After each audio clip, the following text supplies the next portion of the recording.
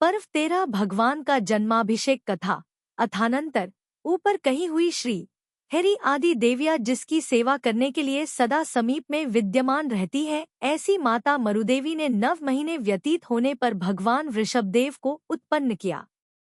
जिस प्रकार प्रातःकाल के समय पूर्व दिशा कमलों को विकसित करने वाले प्रकाशमान सूर्य को प्राप्त करती है, उसी प्रकार मरुदेवी ने भी चैत्र कृष्ण नवमी के दिन सूर्योदय के समय उत्तराषाढ़ नक्षत्र और ब्रह्मा नामक महायोग में मति, श्रुत और अवधि इन 3 ज्ञानों से शोभायमान, बालक होने पर भी गुणों से वृद्ध तथा तीनों लोकों के एकमात्र स्वामी देदीप्यमान पुत्र को प्राप्त किया। 3 ज्ञानरूपी किरणों से शोभायमान, अतिशय कांति का धारक और नाभिराज रूपी उद्याचल से उदय को प्राप्त हुआ वह बालक रूपी सूर्य बहुत ही शोभायमान होता था। उस समय समस्त दिशाएं स्वच्छता को प्राप्त हुई थी और आकाश निर्मल हो गया था।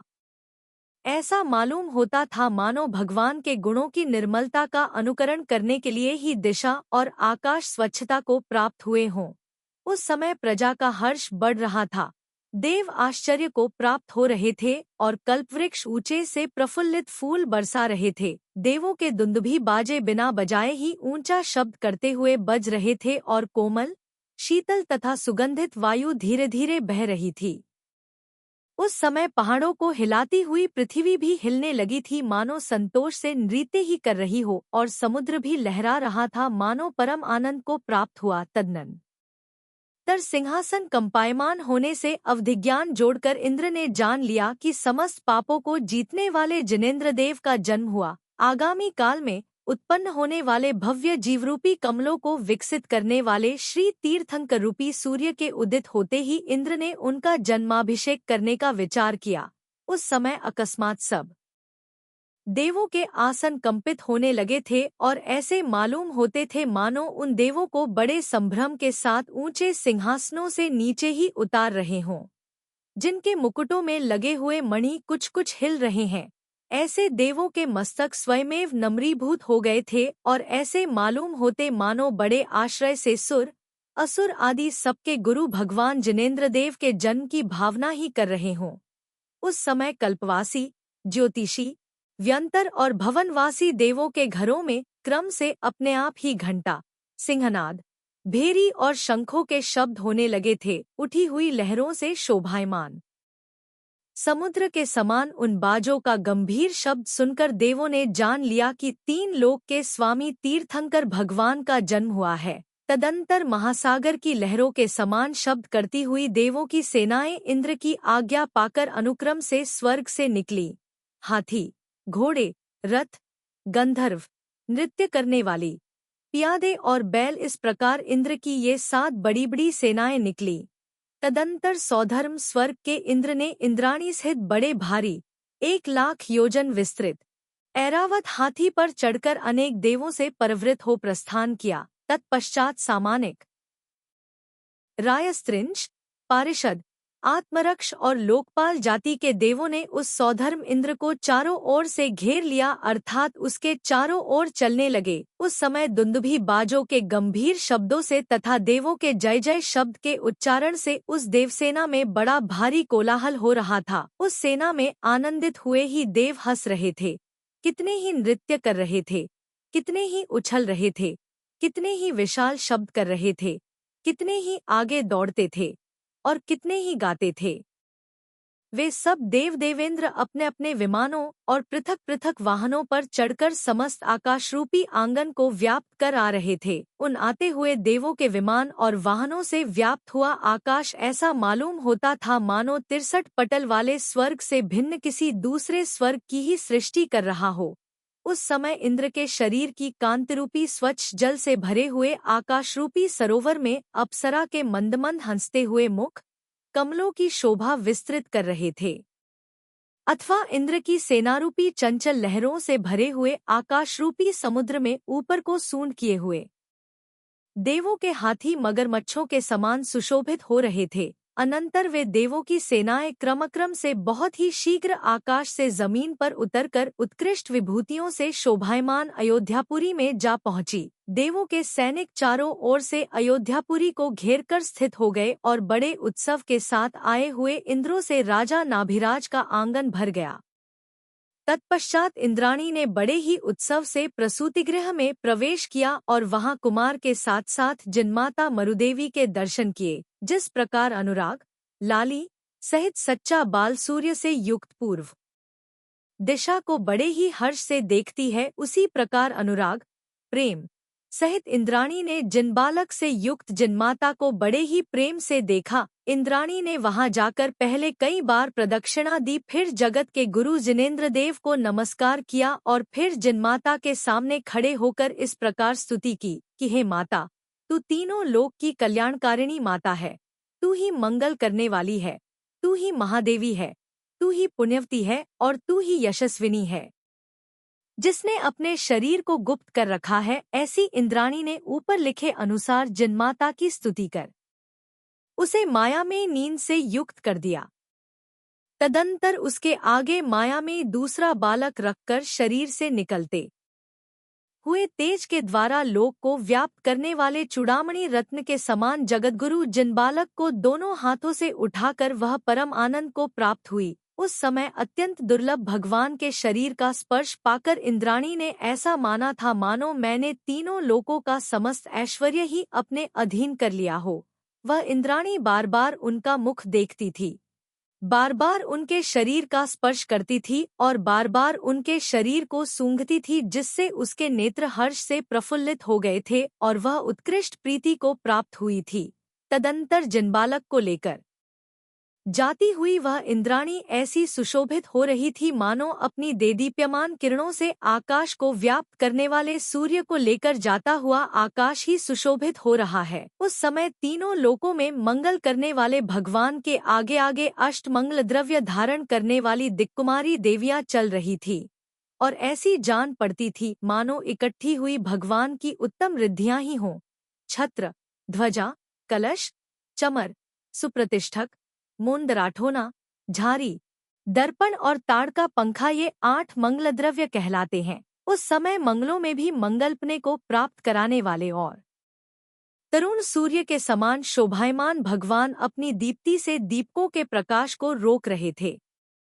भावार्थ भगवान के शरीर की दीप्ति के सामने दीपकों का प्रकाश नहीं फैल रहा था। तत्पश्चात जिस प्रकार पूर्व दिशा प्रकाशमान मणियों से सुशोभित उद्याचल के शिखर पर बाल सूर्य को विराजमान कर देती है, उसी प्रकार इंद्राणी ने जिनबालक को इंद्र की हथेली पर विराजमान कर दिया। इंद्र आदर्शहित इंद्राणी के हाथ से भगवान को लेकर हर्ष से नेत्रों को प्रफुल्लित करता हुआ उनका सुंदर रूप देखने लगा तथा नीचे लिखे अनुसार उनकी स्तुति करने लगा। हे देव, आप तीनों जगत की ज्योति हैं। हे देव, आप तीनों जगत के गुरु हैं। हे देव, आप तीनों जगत के विधाता हैं और हे देव, आप तीनों जगत के स्वामी हैं। हे नाथ, विद्वान लोग केवल ज्ञान रूपी सूर्य का उदय होने के लिए आपको ही बड़े बड़े मुनियों के द्वारा वंदनीय और अतिशय उन्नत उद्याचल पर्वत मानते हैं। हे नाथ, आप भव्य जीवरूपी कमलों के समूह को विकसित करने के लिए सूर्य के समान हैं।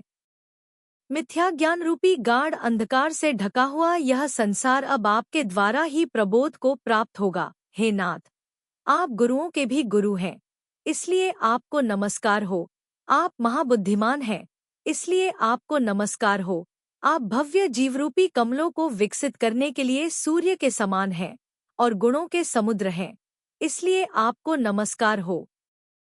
हे भगवान, आपने तीनों लोकों को जान लिया है, इसलिए आपसे ज्ञान प्राप्त करने की इच्छा करते हुए हम लोग आपके चरण कमलों को बड़े आदर से अपने मस्तक पर धारण करते हैं।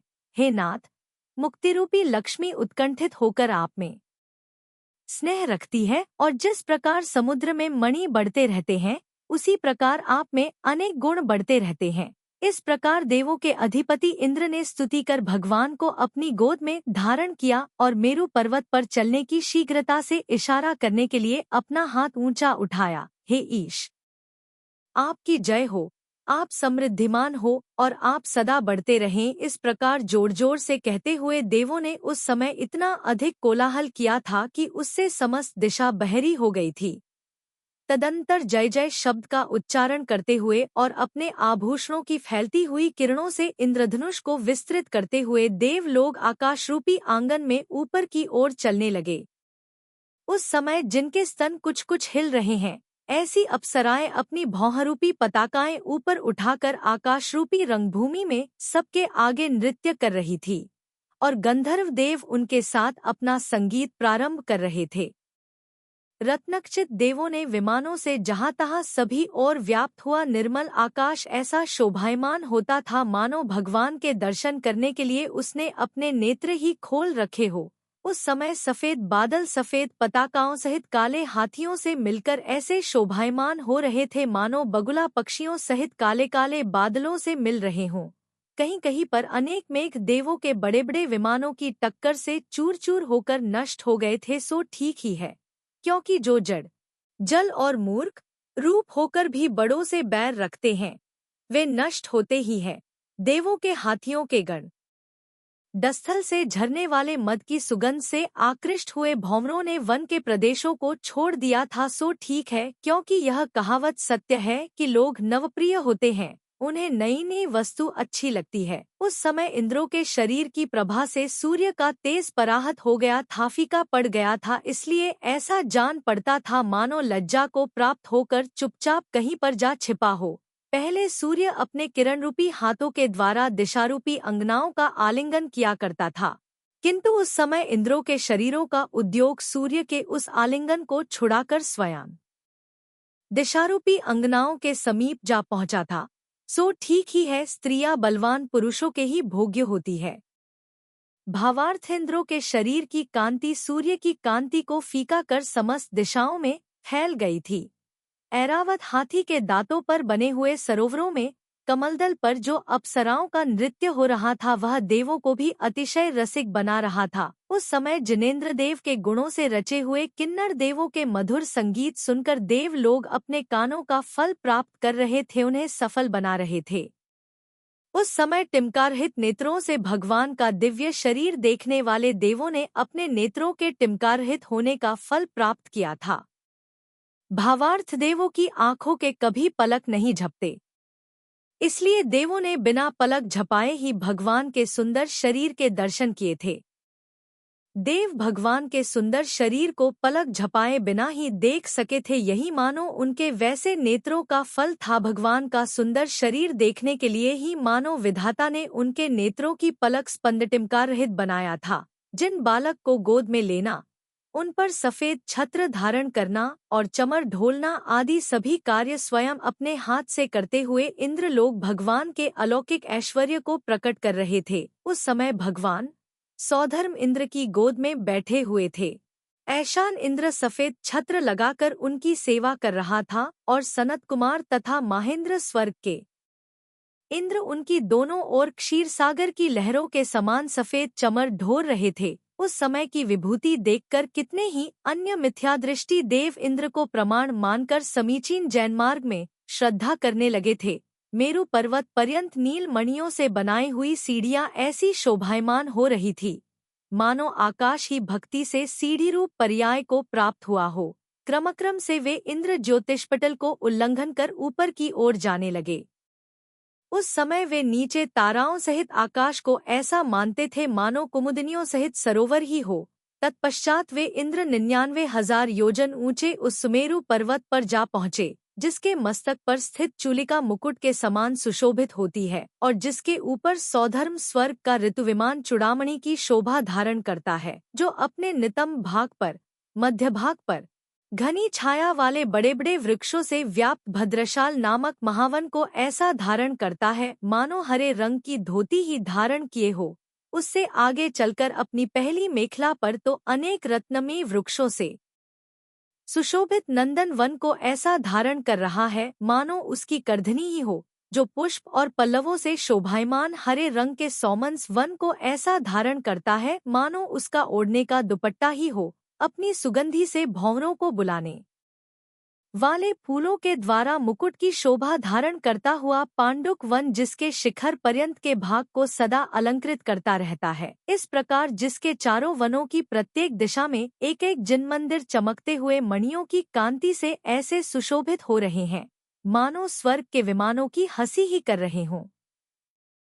जो पर्वत सुवर्णमय है और बहुत ही ऊंचा है, इसलिए जो लवण समुद्र रूपी वस्त्र पहने हुए जम्बूद्वीप रूपी महाराज के सुवर्णमय मुकुट का संदेह पैदा करता रहता है।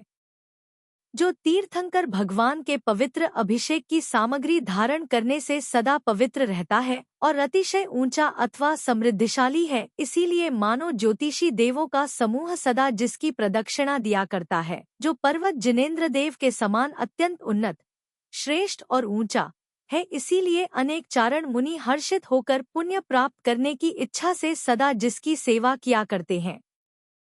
जो देवकुरु उत्तरकुरु भोग भूमियों को अपने समीपवर्ती पर्वतों से घेरकर सदा निर्बाध रूप से उनकी रक्षा किया करता है, सो ठीक ही है, क्योंकि उत्कृष्टता का यही माहात्म्य यह है। स्वर्गलोक की शोभा की हंसी करने वाली जिस पर्वत की गुफाओं में देव और धरणेंद्र स्वर्ग छोड़कर अपनी स्त्रियों के साथ निवास किया करते हैं।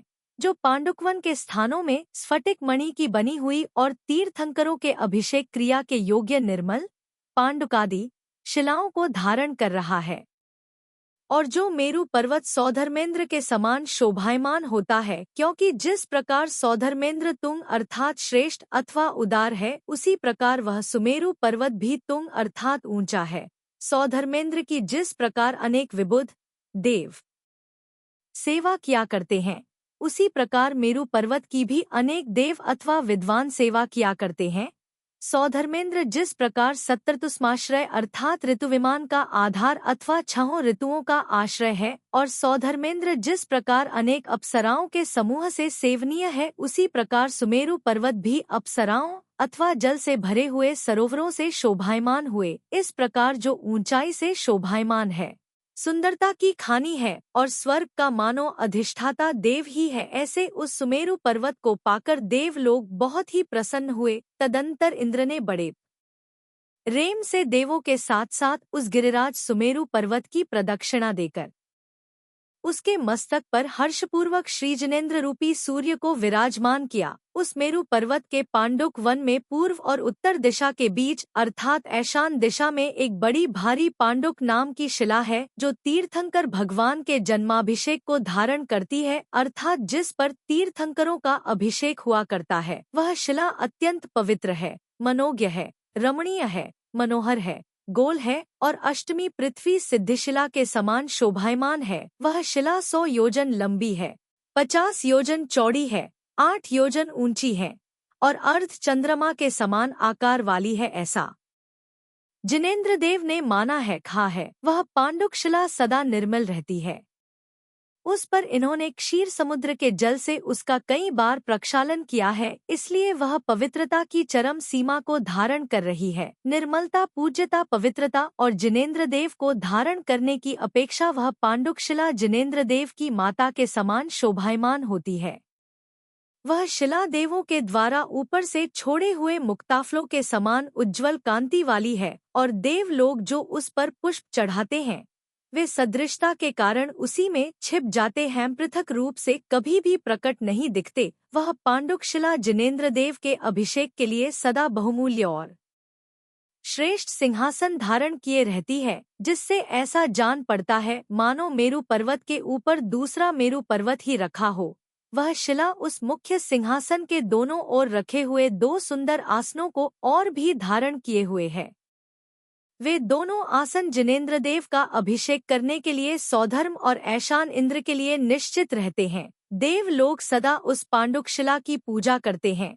वह देवों द्वारा चढ़ाई हुई सामग्री से निरंतर मनोहर रहती है और नित्य ही मंगलमय संगीत, नृत्य, वादित्र आदि से शोभायमान रहती है। वह शिला छत्र, चमर, झारी, थोना, मोंदरा, दर्पण, कलश, ध्वजा और ताड़का, पंखा इन 8 मंगल द्रव्यों को धारण किए हुई है। वह निर्मल पांडुक शिला शीलव्रत की परंपरा के समान मुनियों को बहुत ही इष्ट है और जिनेंद्र देव के शरीर के समान अत्यंत देदीप्यमान, मनोज्ञ अथवा सुगंधित और पवित्र है। यद्यपि वह पांडुक शिला स्वयं धौत है अर्थात श्वेतवर्ण अथवा उज्ज्वल है, तथापि इंद्रों ने क्षीरसागर के पवित्र जल से उसका सैकड़ों बार प्रक्षालन किया है। वास्तव में वह शिला पुण्य उत्पन्न करने के लिए खान की भूमि के समान है। उस शिला के समीपवर्ती प्रदेशों में चारों ओर परस्पर में मिले हुए रत्नों के प्रकाश से इंद्रधनुष की शोभा का विस्तार किया जाता है। जिनेंद्र देव के जन्म कल्याणक की विभूति को देखने के अभिलाषी देव लोग उस पांडुक शिला को घेरकर सभी दिशाओं में क्रमक्रम से यथायोग्य रूप में बैठ गए। दिक्पाल जाति के देव भी अपने अपने समूह परिवार के साथ जिनेंद्र भगवान का उत्सव देखने की इच्छा से दिशा विदिशा में जाकर यथायोग्य रूप से बैठ गए। देवों की सेना भी उस पांडुक वन में आकाशरूपी आंगन को रोककर मेरु पर्वत के ऊपरी भाग में व्याप्त होकर जा ठहरी। इस प्रकार चारों ओर से देव और इंद्रों से व्याप्त हुआ वह पांडुक वन ऐसा मालूम होता था मानो वृक्षों के फूलों के समूह से स्वर्ग की शोभा की हंसी ही बढ़ा रहा हो। उस समय ऐसा जान पड़ता था कि स्वर्ग अवश्य ही अपने स्थान से विचलित होकर खाली हो गया है और इंद्र का समस्त वैभव धारण करने से सुमेरु पर्वत ही स्वर्ग अपने को प्राप्त हो गया है। तदंतर सौधर्म स्वर्ग का इंद्र भगवान को पूर्व दिशा की ओर मुंह करके पांडुक शिला पर रखे हुए सिंहासन पर विराजमान कर उनका अभिषेक करने के लिए तत्पर हुआ। उस समय समस्त आकाश को व्याप्त कर देवों के दुंदुभी बज रहे थे और अप्सराओं ने चारों ओर उत्कृष्ट नृत्य करना प्रारंभ कर दिया था। उसी समय कालागुरु नामक उत्कृष्ट धूप का धुआं बड़े परिमाण में निकलने लगा था और ऐसा मालूम होता था मानो भगवान के जन्माभिषेक के उत्सव में शामिल होने से उत्पन्न हुए पुण्य के द्वारा पुण्यात्मा जनों के अंतःकरण से हटाया गया कलंक ही हो। उसी समय शांति पुष्टि और शरीर की कांति की इच्छा करने वाले देव चारों ओर से अश्रुत जल और पुष्प सहित पवित्र अर्घ्य चढ़ा रहे थे, जो कि ऐसे मालूम होते थे मानो पुण्य के अंश ही हों। उस समय वहीं पर इंद्रों ने एक ऐसे बड़े भारी मंडप की रचना की थी कि जिसमें तीनों लोक के समस्त प्राणी परस्पर बाधा न देते हुए बैठ सकते थे। उस मंडप में कल्पवृक्ष के फूलों से बनी हुई अनेक मालाएं लटक रही थी और उन पर बैठे हुए भ्रमर गा रहे थे। उन भ्रमरों के संगीत से वे मालाएं ऐसी जान पड़ती थी मानो भगवान का यश ही गाना चाहती हों। तदंतर प्रथम स्वर्ग के इंद्र ने उस अवसर की समस्त विधि करके भगवान का प्रथम अभिषेक करने के लिए प्रथम कलश उठाया और अतिशय शोभायुक्त तथा कलश उठाने के मंत्र को जानने वाले दूसरे ऐशानेंद्र ने भी सघन चंदन से चर्चित भरा हुआ दूसरा कलश उठाया। आनंद सहित जय जय शब्द का उच्चारण करते हुए शेष इंद्र उन दोनों इंद्रों के कहे अनुसार परिचर्या करते हुए परिचारक सेवक वृत्ति को प्राप्त हुए अपनी अपनी अप्सराओं तथा परिवार से सहित इंद्राणी आदि मुख्य मुख्य देवियां भी मंगल द्रव्य धारण कर परिचर्या करने वाली हुई थी।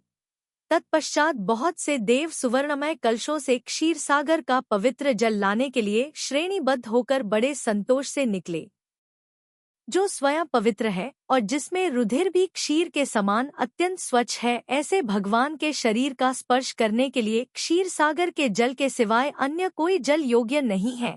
ऐसा मानकर ही मानो देवों ने बड़े हर्ष के साथ 5वें क्षीरसागर के जल से ही भगवान का अभिषेक करने का निश्चय किया था। 8 योजन गहरे, मुख पर 1 योजन चौड़े और उदर में 4 योजन चौड़े सुवर्णमय कलशों से भगवान के जन्माभिषेक का उत्सव प्रारंभ किया गया था। कालिमा अथवा पाप के विकास को चुराने वाले, विघ्नों को दूर करने वाले और देवों के द्वारा हाथों हाथ उठाए हुए वे बड़े भारी कलश बहुत ही सुशोभित हो रहे थे, जिनके कंठ भाग अनेक प्रकार के मोतियों से शोभायमान है, जो घिसे हुए चंदन से चर्चित हो रहे हैं और जो जल से लबालब भरे हुए हैं। ऐसे वे सुवर्णकलश अनुक्रम से आकाश में प्रकट होने लगे। देवों के परस्पर एक के हाथ से दूसरे के हाथ में जाने वाले और जल से भरे हुए उन सुवर्णमय कलशों से आकाश ऐसा व्याप्त हो गया था मानो वह कुछ कुछ लालिमायुक्त संध्याकालीन बादलों से ही व्याप्त हो गया हो। उन सब कलशों को हाथ में लेने की इच्छा से इंद्र ने अपने विक्रियाबल से अनेक भुजाएं बना ली। उस समय आभूषण सहित उन अनेक भुजाओं से वह इंद्र ऐसा सुशोभित हो रहा था मानो भूषणांग जाति का कल्पवृक्ष ही हो, अथवा वह इंद्र एक 7,000 भुजाओं द्वारा उठाए हुए और मोतियों से सुशोभित उन सुवर्णमय कलशों से ऐसा शोभायमान होता था मानो भाजनांग जाति का कल्पवृक्ष ही हो। सौधर्मेंद्र ने जय जय शब्द का उच्चारण कर भगवान के मस्तक पर पहली जलधारा छोड़ी। उसी समय जय जय जय बोलते हुए अन्य करोड़ों देवों ने भी बड़ा भारी कोलाहल किया था। जिनेंद्र देव के मस्तक पर पड़ती हुई वह जल की धारा ऐसी शोभायमान होती थी मानो हिमवान पर्वत के शिखर पर ऊंचे से पड़ती हुई अखंड जल वाली आकाशगंगा ही हो। तदंतर अन्य सभी स्वर्गों के इंद्रों ने संध्या समय के बादलों के समान शोभायमान जल से भरे हुए सुवर्णमय कलशों से भगवान के मस्तक पर एक साथ जलधारा छोड़ी। यद्यपि वह जलधारा भगवान के मस्तक पर ऐसी पड़ रही थी मानो गंगा सिंधु आदि महानदियां ही मिलकर एक साथ पड़ रही हों, तथापि मेरु पर्वत के समान स्थिर रहने वाले जिनेंद्र देव उसे अपने माहात्म्य से लीला मात्र में ही सहन कर रहे थे। उस समय कितनी ही जल की बूंदें भगवान के शरीर का स्पर्श कर आकाशरूपी आंगन में दूर तक उछल रही थी और ऐसी मालूम होती थी मानो उनके शरीर के स्पर्श से पाप रहित होकर ऊपर को ही जा रही हों। आकाश में उछलती हुई कितनी ही पानी की बूंदें ऐसी शोभायमान हो रही थी मानो देवों के निवासगृह में छींटे ही देना चाहती हों। भगवान के अभिषेक जल के कितने ही छींटे दिशा विदिशाओं में तिरछे फैल रहे थे और वे ऐसे मालूम होते थे मानो दिशारूपी स्त्रियों के मुखों पर कर्णफूलों की शोभा ही बढ़ा रहे हों। भगवान के निर्मल शरीर पर पड़कर उसी में प्रतिबिंबित हुई जल की धाराएं ऐसी शोभायमान हो रही थी मानो अपने को बड़ा भाग्यशाली मानकर उन्हीं के शरीर के साथ मिल गई हो। भगवान के मस्तक पर इंद्रों द्वारा छोड़ी हुई क्षीर समुद्र के जल की धारा ऐसी सुशोभित हो रही थी मानो किसी पर्वत के शिखर पर मेघों द्वारा छोड़े हुए सफेद झरने ही पड़ रहे हों। भगवान के अभिषेक का जल संतुष्ट होकर पहले तो आकाश में उछलता था और फिर नीचे गिर पड़ता था। उस समय जो उसमें जल के बारीक छींटे रहते थे उनसे वह ऐसा मालूम होता था मानो अपनी मूर्खता पर हंस ही रहा हो। वह क्षीर सागर के जल का प्रवाह आकाश गंगा के जल बिंदुओं के साथ स्पर्धा करने के लिए ही मानो ऊपर जाते हुए अपने जलकणों से स्वर्ग के विमानों को शीघ्र ही पवित्र कर रहा था। भगवान स्वयं पवित्र थे। उन्होंने अपने पवित्र अंगों से उस जल को पवित्र कर दिया था और उस जल ने समस्त दिशा में फैलकर इस सारे संसार को पवित्र कर दिया था। उस अभिषेक के जल में डूबी हुई देवों की सेना क्षण भर के लिए ऐसी दिखाई देती थी मानो क्षीर समुद्र में डूबकर व्याकुल ही हो रही हो। वह जल कलशों के मुख पर रखे हुए कमलों के साथ सुमेरु पर्वत के मस्तक पर पड़ रहा था, इसलिए ऐसी शोभा को प्राप्त हो रहा था मानो बहसों के साथ ही पड़ रहा हो। कलशों के मुख से गिरे हुए अशोक वृक्ष के लाल लाल पल्लवों से व्याप्त हुआ वह स्वच्छ जल ऐसा शोभायमान हो रहा था मानो मूंगा के अंकुरों से ही व्याप्त हो रहा हो। स्फटिक मणि के बने हुए निर्मल सिंहासन पर जो स्वच्छ जल पड़ रहा था वह ऐसा मालूम होता था मानो भगवान के चरणों के प्रसाद से और भी अधिक स्वच्छ हो गया हो। कहीं पर चित्र विचित्र रत्नों की किरणों से व्याप्त हुआ वह जल ऐसा शोभायमान होता था मानो इंद्रधनुष ही गलकर जल रूप हो गया हो। कहीं पर पद्मराग मणियों की फैलती हुई कांति से लाल लाल हुआ वह पवित्र जल संध्याकाल के पिघले हुए बादलों की शोभा धारण कर रहा था। कहीं पर इंद्रनील मणियों की कांति से व्याप्त हुआ वह जल ऐसा दिखाई दे रहा था मानो किसी एक जगह छिपा हुआ गाढ़ अंधकार ही हो। कहीं पर मरकत मणियों, हरे रंग के मणियों की किरणों के समूह से मिला हुआ वह अभिषेक का जल ठीक हरे वस्त्र के समान हो रहा था। भगवान के अभिषेक जल के उड़ते हुए छींटों से आकाश ऐसा सुशोभित हो रहा था मानो भगवान के शरीर के स्पर्श से संतुष्ट होकर हंस ही रहा हो। भगवान के स्नानजल की कितनी ही बूंदें आकाश की सीमा का उल्लंघन करती हुई ऐसी शोभायमान हो रही थी मानो स्वर्ग की लक्ष्मी के साथ जलक्रीड़ा फाग ही करना चाहती हों। सब दिशाओं को रोककर सब ओर उछलती हुई कितनी ही जल की बूंदें ऐसी मालूम होती थी मानो आनंद से दिशारूपी स्त्रियों के साथ हंसी ही कर रही हों। वह अभिषेक जल का प्रवाह अपनी इच्छानुसार बैठे हुए सुरदंपतियों को दूर हटाता हुआ शीघ्र ही मेरु पर्वत के निकट जा पहुंचा और मेरु पर्वत से नीचे भूमि तक पड़ता हुआ वह क्षीर सागर के जल का प्रवाह ऐसा शोभायमान हो रहा था मानो मेरु पर्वत को खड़े नाप से नाप ही रहा हो। उस जल का प्रवाह मेरु पर्वत पर ऐसा बढ़ रहा था मानो शिखरों के द्वारा खकार कर दूर किया जा रहा हो, गुहारूप मुखों के द्वारा पिया जा रहा हो और कंदराओं के द्वारा बाहर उगला जा रहा हो। उस समय मेरु पर्वत पर अभिषेक जल के जो झरने पड़ रहे थे उनसे ऐसा मालूम होता था मानो वह यह कहता हुआ स्वर्ग को धिक्कार ही दे रहा हो कि अब स्वर्ग क्या वस्तु है, उसे तो देवों ने भी छोड़ दिया है। इस समय समस्त देव हमारे यहाँ आ गए हैं, इसलिए हमें ही साक्षात स्वर्ग मानना योग्य है। उस जल के प्रवाह ने समस्त आकाश को ढक लिया था, ज्योतिषपटल को घेर लिया था, मेरु पर्वत को आच्छादित कर लिया था और पृथ्वी तथा आकाश के अंतराल को रोक लिया था। उस जल के प्रवाह ने मेरु पर्वत के अच्छे वनों में क्षण भर विश्राम किया और फिर संतुष्ट हुए के समान वह दूसरे ही क्षण में वहां से दूसरी जगह व्याप्त हो गया।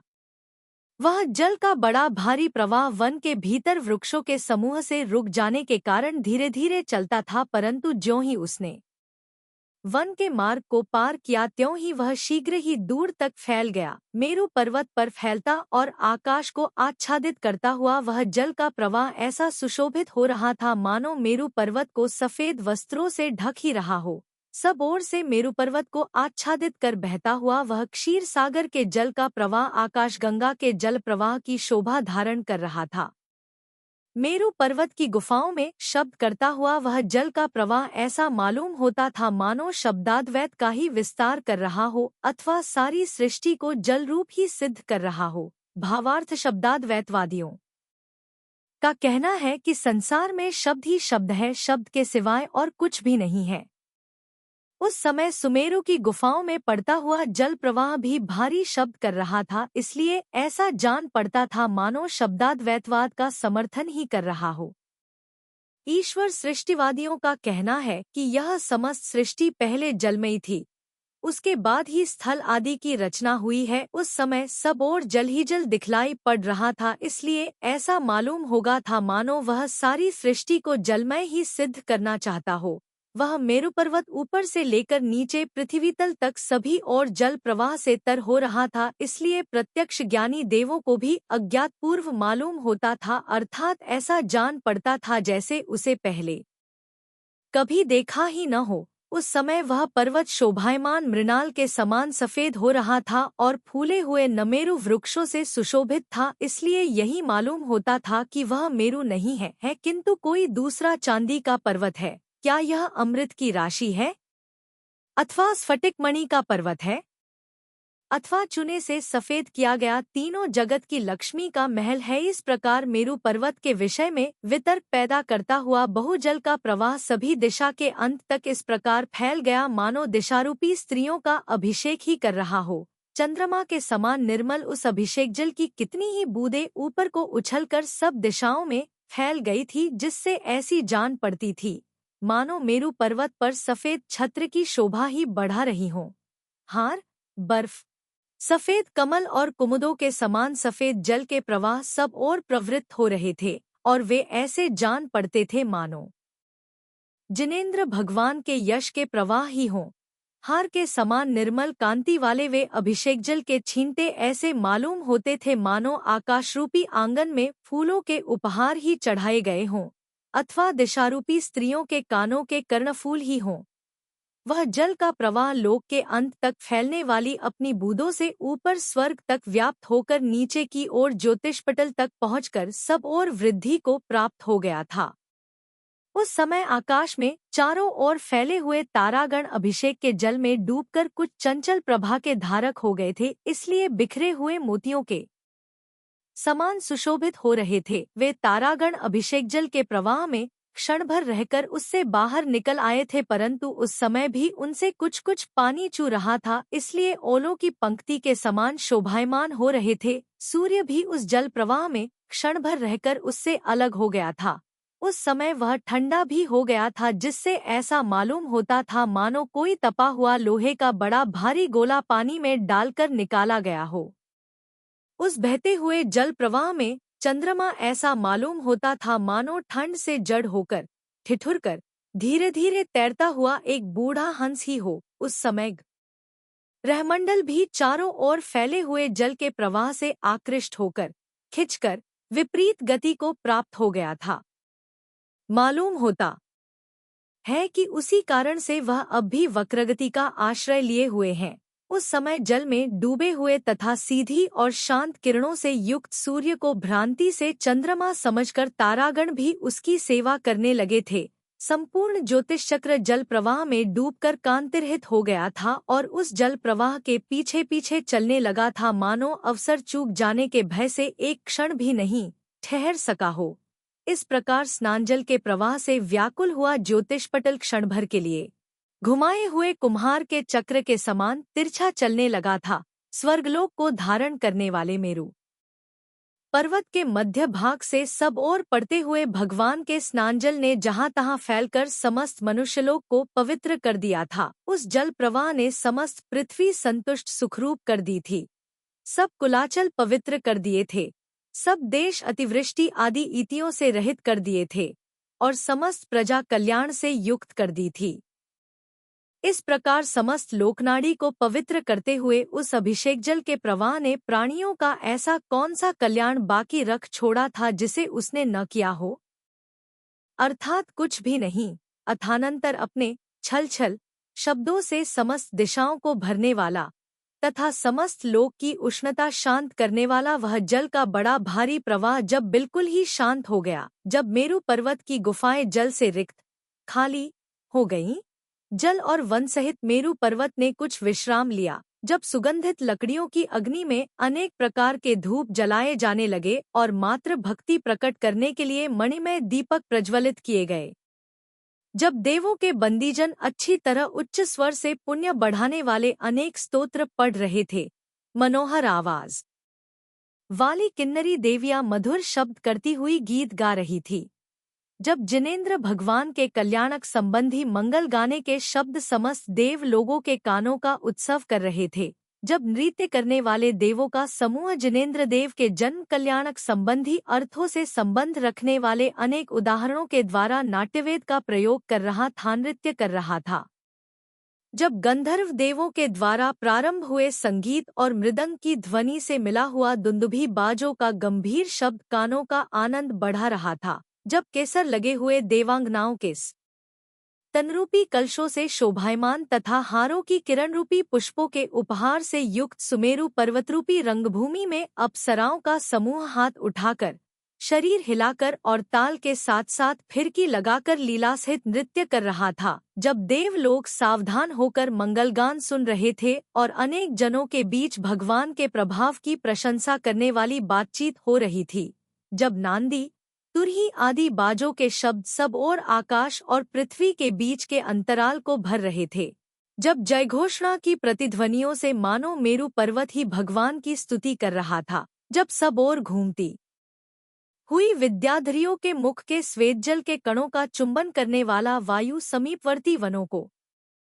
हिलाता हुआ धीरे धीरे बह रहा था, जब विचित्र वेत्र के दंड हाथ में लिए हुए देवों के द्वारपाल सभा के लोगों को इंकार शब्द करते हुए चारों ओर पीछे हटा रहे थे, हमें द्वारपाल पीछे न हटा दें, इस डर से कितने ही लोग चित्रलिखित के समान जब चुपचाप बैठे हुए थे, और जब शुद्ध जल का अभिषेक समाप्त हो गया था तब इंद्र ने शुभ सुगंधित जल से भगवान का अभिषेक करना प्रारंभ किया। विधि विधान को जानने वाले इंद्र ने अपनी सुगंधि से भ्रमरों का आह्वान करने वाले सुगंधित जलरूपी द्रव्य से भगवान का अभिषेक किया। भगवान के शरीर पर पड़ती हुई वह सुगंधित जल की पवित्र धारा ऐसी मालूम होती थी मानो भगवान के शरीर की उत्कृष्ट सुगंधि से लज्जित होकर ही अधोमुखी नीचे को मुख किए हुई हो गई हो। देदीप्यमान सुवर्ण की झारी के नाल से पड़ती हुई वह सुगंधित जल की धारा ऐसी शोभायमान होती थी मानो भक्ति के भार से भगवान को नमस्कार करने के लिए ही उद्यत हुई हो। बिजली के समान कुछ कुछ पीले भगवान के शरीर की प्रभा के समूह से व्याप्त हुई वह धारा ऐसी सुशोभित हो रही थी मानो जलती हुई अग्नि में घी की आहुति ही डाली जा रही हो। स्वभाव से सुगंधित और अत्यंत पवित्र भगवान के शरीर पर पड़कर वह धारा चरितार्थ हो गई थी और उसने भगवान के उक्त दोनों ही गुण अपने अधीन कर लिए थे, ग्रहण कर लिए थे। यद्यपि वह जल का समूह सुगंधित फूलों और सुगंधित द्रव्यों से सुवासित किया गया था, तथापि वह भगवान के शरीर पर कुछ भी विशेषता धारण नहीं कर सका था। उनके शरीर की सुगंधि के सामने उस जल की सुगंधि तुच्छ जान पड़ती थी।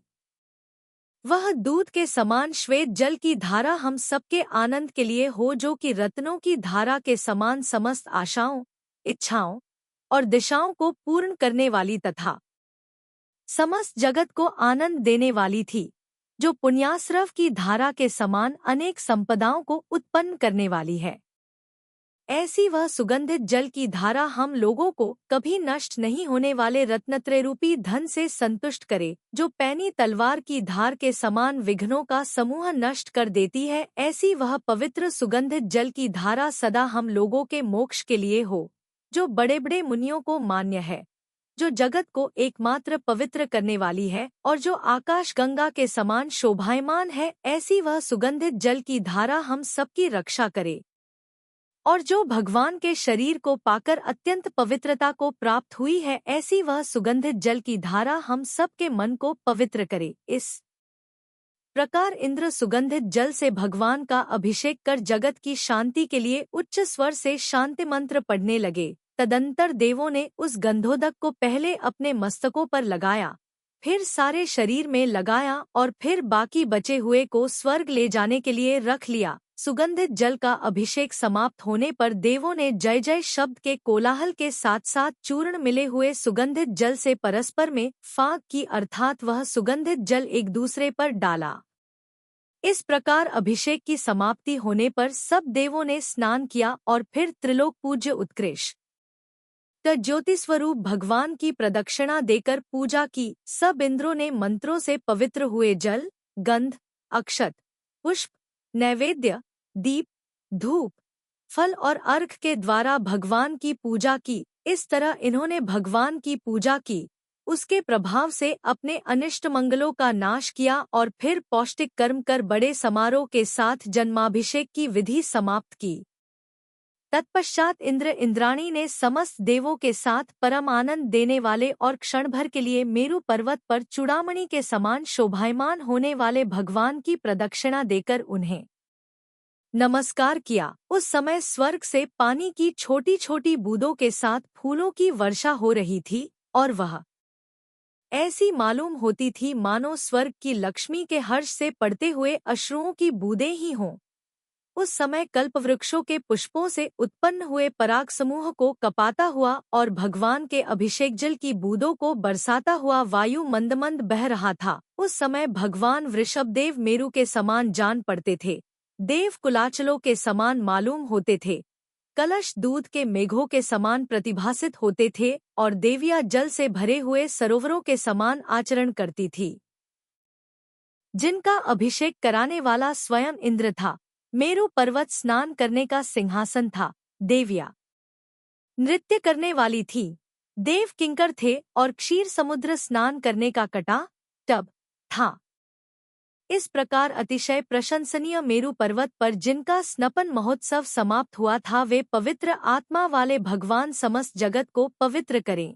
अथानंतर पवन कुमार जाति के देव अपनी उत्कृष्ट भक्ति को प्रत्येक दिशाओं में वितरण करते हुए के समान धीरे धीरे चलने लगे और मेघकुमार जाति के देव उस मेरु पर्वत संबंधी भूमि पर अमृत से मिले हुए जल के छींटों की अखंड धारा छोड़ने लगे, मंदमंद जलवृष्टि करने लगे। जो वायु शीघ्र ही कल्पवृक्षों को हिला रहा था, जो आकाश गंगा की अत्यंत शीतल तरंगों के उड़ाने में समर्थ था और जो किनारे के वनों से पुष्पों का अपहरण कर रहा था, ऐसा वायु मेरु पर्वत के चारों ओर घूम रहा था और ऐसा मालूम होता था मानो उसकी प्रदक्षिणा ही कर रहा हो। देवों के हाथों से ताड़ित हुए दुंदुभी बाजों का गंभीर शब्द सुनाई दे रहा था और वह मानो जोर जोर से यह कहता हुआ कल्याण की घोषणा ही कर रहा था कि जब त्रिलोकीनाथ भगवान वृषभदेव का जन्म महोत्सव तीनों लोकों में अनेक कल्याण उत्पन्न कर रहा है, तब यहाँ अकल्याणों का रहना अनुचित है। उस समय देवों के हाथ से बिखरे हुए कल्पवृक्षों के फूलों की वर्षा बहुत ही ऊंचे से पड़ रही थी। सुगंध धी के कारण वह चारों ओर से भ्रमरों को खींच रही थी और ऐसी मालूम होती थी मानो भगवान के जन्म कल्याणक की पूजा देखने के लिए स्वर्ग की लक्ष्मी ने चारों ओर अपने नेत्रों की पंक्ति ही प्रकट की हो। इस प्रकार जिस समय अनेक देवांगनाएं ताल सहित नाना प्रकार की नृत्यकला के साथ नृत्य कर रही थी, उस समय इंद्रादि देव और धरणेंद्रों ने हर्षित होकर मेरु पर्वत पर क्षीर सागर के जल से जिनके जन्माभिषेक का उत्सव किया था वे परम पवित्र तथा तीनों लोकों के गुरु श्री वृषभनाथ जिनेंद्र सदा जयवंत हों। जन्म होने के अनंतर ही नाना प्रकार के वाहन, विमान और पयादे आदि के द्वारा आकाश को रोककर इकट्ठे हुए देव और असुरों के समूह ने मेरु पर्वत के मस्तक पर लाए हुए क्षीर सागर के पवित्र जल से जिनका अभिषेक कर जन्मोत्सव किया था वे प्रथम जिनेंद्र तुम सबकी रक्षा करें। जिनके जन्माभिषेक के समय सूर्य ने शीघ्र ही अपनी उष्णता छोड़ दी थी, जल के छींटे बार बार उछल रहे थे, चंद्रमा ने शीतलता को धारण किया था, नक्षत्रों ने बंधी हुई छोटी छोटी नौकाओं के समान जहां तहां क्रीड़ा की थी और तैरते हुए चंचल ताराओं के समुद्र ने फेन के पिंड के समान शोभा धारण की थी। वे जगत को पवित्र करने वाले जिनेंद्र भगवान सदा जयशील हों। मेरु पर वत के मस्तक पर स्फुरायमान होता हुआ जिनेंद्र भगवान के जन्माभिषेक का वह जल प्रवाह हम सबकी रक्षा करे, जिसे कि इंद्रों ने बड़े आनंद से, देवियों ने आश्चर्य से, देवों के हाथियों ने सूंड ऊंची उठाकर बड़े भय से, चारण रिद्धिधारी मुनियों ने एकाग्रचित्त होकर बड़े आदर से और विद्याधरों ने यह क्या है ऐसी शंका करते हुए देखा था। इस प्रकार आर्ष नाम से प्रसिद्ध श्री भगवत जिनसेनाचार्य विरचित त्रिषष्टलक्षण महापुराण संग्रह में भगवान के जन्माभिषेक का वर्णन करने वाला 13वां पर्व समाप्त हुआ।